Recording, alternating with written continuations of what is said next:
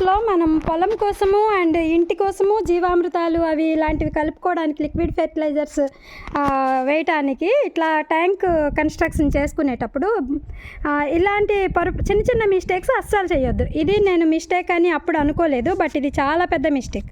Actually ఒక 1 feet ఉంచిన తర్వాత అంటే వాటర్ కిందకి వెళ్ళేలాగా అవుట్లెట్ ప్లాన్ చేశాము. దీనివల్ల ప్రాబ్లం ఏమవుతుందంటే, నేను అప్పుడేమో ఆలోచించానంటే ఒక 1/2 feet వాటర్ ఉండంగానే మనకి ఆగిపోతాయి కదా, ఈ వాటర్ ఇలా స్టోరేజ్ ఉండటం వల్ల మనం ఫిష్ లాంటివి వేసుకుంటే మన ఇంటి పర్పస్ అయిపోతాయి అన్నట్టుగా మేము ప్లాన్ చేసాం. బట్ అది చాలా పెద్ద మిస్టేక్. ఈ వాటర్ అట్లే ఉండిపోయి పాచి పెట్టేసి, ఈవెన్ మనకి క్లీనింగ్ కోసం డ్రైనేజ్ హోల్ లేదనమాట. సో అది లేకపోవడం వల్ల మొత్తం పాచి పెట్టేసి ఈ వాటర్ అట్లా కంటిన్యూస్ ఉండిపోయాయి కదా, ఈవెన్ 3 years అయిపోతుంది అది.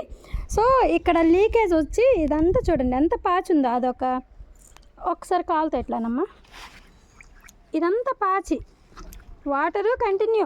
ఈవెన్ మనం ఈవినింగ్ వాటర్ ఫిల్ చేస్తే ఓవర్ నైట్లో మొత్తం వాటర్ కింద పోతున్నాయి. కింద పోయేది ఏమైనా పొలానికి వెళ్తున్నాయా అంటే లేదు, జస్ట్ అక్కడ మనం బాతుల కోసం తొట్టి ఒకటి పెట్టాం కదా, దాని వరకు పైప్ సెట్ చేసాము. రిమైనింగ్ వాటర్ అంతా అక్కడ ఇంకిపోతున్నాయి.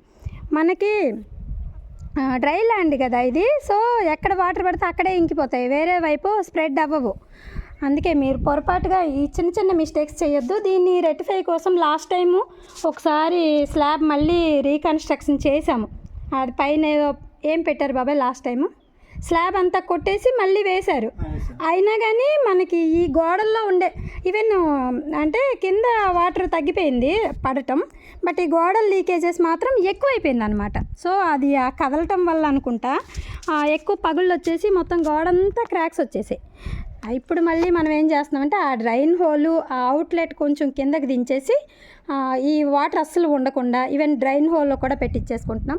ఆ లాస్ట్ వాటర్ వచ్చేసి ఓవర్ఫ్లోది కూడా మనం పెట్టించుకోలేదు. దానివల్ల ఏమవుతుంది, వాటర్ అంతా కింద పడి బెడ్రూమ్ లోపలికి వస్తున్నాయి అన్నమాట. మొత్తం బెడ్రూమ్ అంతా బకెట్లు నీళ్ళు నిండిపోతున్నాయి. లాస్ట్ టైం అయితే 2 buckets వాటర్ తీశాను నేను. సో ఇట్లాంటి చిన్న చిన్న మిస్టేక్స్ అయితే పొరపాటును కూడా చేయకండి. ఓవరాల్గా ప్లాన్ మనకి ట్యాంక్ సరిపోవడం అంతా ఓకే, బట్ ఇది ఒక్కటే చాలా మిస్టేక్ అయిపోయింది. ఈ అవుట్లెట్ కిందకే ఉండేలాగా చూసుకోండి. And drain whole compulsory. ఇందులో ఫిష్ స్టోరేజ్ ఏం చేసుకుంటాం అనుకున్నా కానీ డ్రైన్ హోల్కి క్యాప్ పెట్టుకోవడం బెటర్, కానీ ఇట్లా డైరెక్ట్ మాత్రం వదిలేయొద్దు. సో ఇంకొకటి, 3 years తర్వాత ఇంత పైకి ఈ వాటర్ స్టోరేజ్ది నేను అసలు ఇప్పటివరకు చూడలేదు. చాలా రిస్క్ చేసి కష్టపడి ఎక్కేసాను. బాబాయ్ని పని కూడా ఆపిచ్చేసాను సౌండ్ వస్తుందని చెప్పి. సో మన పొలం చూడండి ఇక్కడి నుంచి, ఎందుకంటే తిరగలేను నేను. ఆవుల కోసం కొంచెం పెద్దగా చేయించేసుకున్నాము ఈసారి. ఈవెన్ మనకి డ్రోన్ వ్యూ లాగా వచ్చేస్తుంది కదా, అది ఆ బ్లూ కలర్ షెడ్ ఉండేది కోళ్ళ కోసము. ఐరన్ స్ట్రక్చర్ చక్కగా కనపడుతుంది. ఈవెన్ నిన్న మనకి వాటర్ షార్టేజ్ అనేది ప్రాబ్లం ఎప్పుడు రెక్టిఫై అవుతుందో అది వేరే వాళ్ళ మీద ఆధారపడి ఉండటం వల్ల ఆ ఒక్క పని నేను చేయలేకపోతున్నాను. ఈవెన్ పవర్ మనకు వచ్చేసింది అంటే మనం పంట వేసేసుకోవచ్చు. సో ఇప్పుడు కూడా పంట ఎందుకు వేయట్లేదు అంటే మనకు వాటర్ లేవు. ఈ కొంచెం పంటకి మనం వాటర్ ఇవ్వడానికి చాలా కష్టాలు పడాలి. ఈవెన్ పెట్రోల్తో అంటే ఆస్తులు అమ్ముకోవాలి, రోడ్డు మీద పడాలి.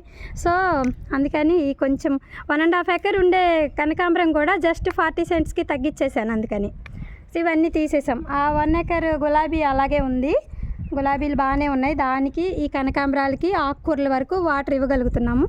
అది కూడా ఒక పూటంతా ఎండ అదే సోలార్ మీద డిపెండ్ అవుతున్నాం. సెకండ్ హాఫ్ వచ్చేసి పెట్రోల్ ఇంజన్ మీద డిపెండ్ అవుతున్నాం. సో కంప్లీట్ మొత్తం 5 acres పంట పొలం ఎప్పుడు ఫిల్ అవుతుంది అని అంటే, ఒకటి మనకి వాటర్ షార్టేజ్ అనేది క్లియర్ అయిపోతే మన ప్రాబ్లం సాల్వ్ అయిపోయినట్టే. అప్పుడు మనం కంప్లీట్గా పంట వేసుకోగలుగుతాం. సో ఆ వాటర్ది ఎప్పుడు షార్ట్ అవుతుందో ఏంటో. బోర్ అనుకున్నాం, బోర్ వేసేసాం కానీ పవర్ రాలేదు. ఆ పవర్ వాళ్ళు ఏమన్నారంటే బోర్ వేయించుకుంటే బోర్ చెక్ చేసుకొని పవర్ ఇస్తామన్నారు. ఆ బోర్ వేయించేసి 1 year అయింది, ఇప్పటి వరకు పవర్ రాలేదు. రాత్రి చాలా పెద్ద సౌండ్స్ వస్తాయి. ఈ పైన ఏం తిరుగుతాయో కూడా తెలీదు. మా వాళ్ళ కొంతమంది గబ్బిలాలు అంటున్నారు, ఇంకా ఎలకలు అంటున్నారు. మనుషులు తిరిగినంత పెద్ద సౌండ్స్ అయితే వస్తాయి. అవి ఏంటో తెలియదు మరి. నేను చాలా ట్రై చేశాను. ఈవెన్ సీసీ కెమెరా ఇక్కడ పెట్టాం కదా, దీంతో మనం క్యాప్ చేద్దాం అన్నట్టుగా. దీని లైట్ వల్ల ఇది ఆన్ చేస్తుంటే అవి సౌండ్ ఆపేస్తున్నాయి. సో లైట్ వస్తే గబ్బిలాలు రావు, అలా అని కొంచెం గబ్బిలాలే అన్నట్టుగా నమ్ముతున్నాను. సో కొంచెం అప్పుడప్పుడు భయం ఏమీ లేదు, కాకపోతే డిస్టర్బెన్స్ నిద్ర పట్టదన్నమాట. భయం ఏం లేదు. ఈవెన్ నెగిటివ్ ఎనర్జీస్ అట్లాంటివి ఉంటాయని నేను అసలు నమ్మను. బికాజ్ మనం పాజిటివ్గా ఉంటే నెగిటివ్ ఎనర్జీ అనేది మనకేం చేయదు.